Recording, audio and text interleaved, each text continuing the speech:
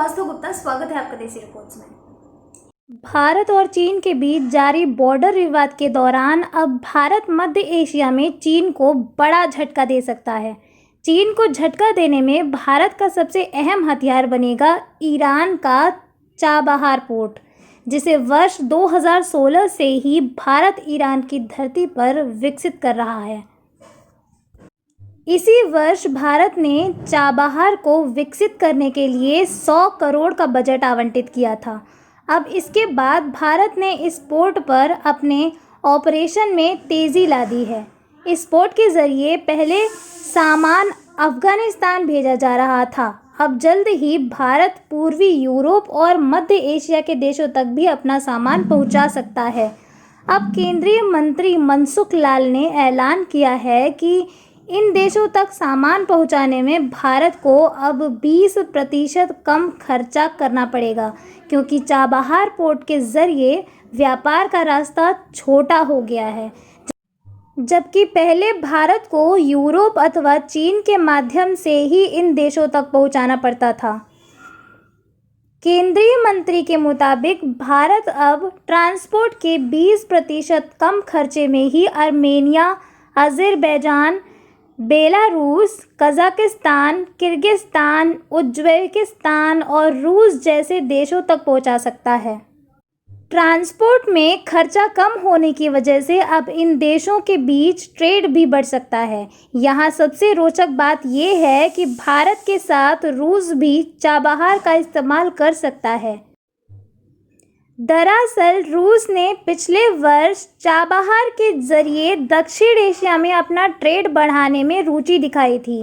पिछले वर्ष रूस के अधिकारियों ने चाबहार पोर्ट का दौरा भी किया था, जिसके बाद रूस ने कहा था कि इस पोर्ट के माध्यम से सामान लाने और ले जाने पर अमेरिका की ओर से कोई प्रतिबंध नहीं है। ऐसे में रूस के लिए भी इस पोर्ट का इस्तेमाल फ़ायदेमंद साबित हो सकता है। भारत के लिए चाबहार पोर्ट बहुत ज़रूरी है, क्योंकि इसी के ज़रिए वो मध्य एशिया में अपने प्रभाव को बढ़ा सकता है। रूस की बात करें तो आर्थिक मोर्चे पर रूस चीन के सामने कहीं नहीं ठहरता। ऐसे में रूस को किसी साझेदार की आवश्यकता थी, जो अब भारत पूरी कर रहा है। भारत अब चाबहार पोर्ट का भरपूर इस्तेमाल करना चाहता है और इसकी टाइमिंग बहुत महत्वपूर्ण है। अभी मध्य एशिया के देशों में चीन के खिलाफ रोष है और वे चीन के विकल्प की तलाश में हैं। एक तरफ कज़ाकिस्तान, तजिकिस्तान और उज़्बेकिस्तान जैसे देशों पर चीन का कर्ज बढ़ता जा रहा है, तो वहीं इन देशों में मौजूद चीनी लोग अपनी संस्कृति को क्षेत्रीय लोगों पर थोप रहे हैं। इसकी शुरुआत वर्ष 2017 में होती है, जब कज़ाकिस्तान, तजिकिस्तान और उज़्बेकिस्तान के राष्ट्राध्यक्ष बीजिंग में BRI फोरम की बैठक के लिए पहुंचे थे। इन सब देशों ने मिलकर चीन के साथ कई बड़े प्रोजेक्ट शुरू करने की योजना बनाई थी। कुछ प्रोजेक्ट कनेक्टिविटी से जुड़े थे तो कुछ ऊर्जा से, और सभी को ये सपना दिखाया गया था कि कुछ सालों के बाद उनके देशों में सब कुछ अच्छा होने लगेगा। लेकिन महज 2 सालों के भीतर ही सब कुछ पटरी से उतर चुका है। कई प्रोजेक्ट तो आधे पड़े हुए हैं और कई प्रोजेक्ट तो अभी कागज़ पर ही ठहरे हुए हैं। लेकिन इतने समय में इन देशों पर चीन का कर्ज बड़ी मात्रा में बढ़ चुका है। चीन इन देशों पर एक योजनाबद्ध तरीके से सांस्कृतिक हमला भी कर रहा है। 1 अक्टूबर को जब दुनिया भर में सभी चीनी लोग अपना राष्ट्रीय दिवस मनाते हैं, तो पिछले वर्ष उस दिन मध्य एशिया देशों में बसे चीनी लोगों ने भी परेड निकालकर कॉन्सर्ट और उत्सव का मंचन किया था। यहाँ तक कि किर्गिस्तान की यूनिवर्सिटीज़ में भी चीन का राष्ट्रीय दिवस बड़े धूमधाम से मनाया गया था।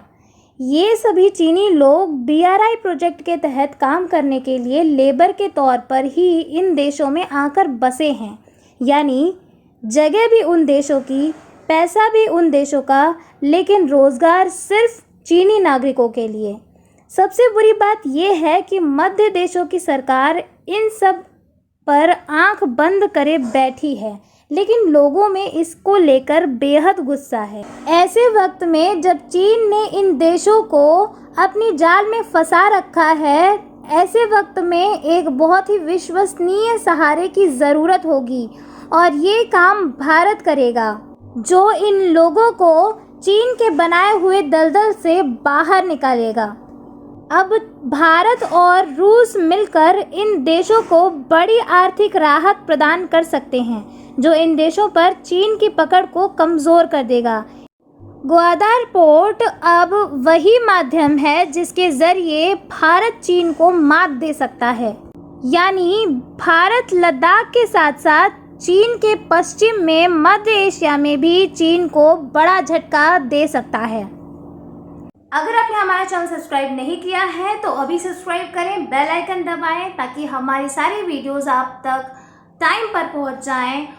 लाइक करें, शेयर करें और कमेंट करें। हम आपके कमेंट का जवाब ज़रूर देंगे।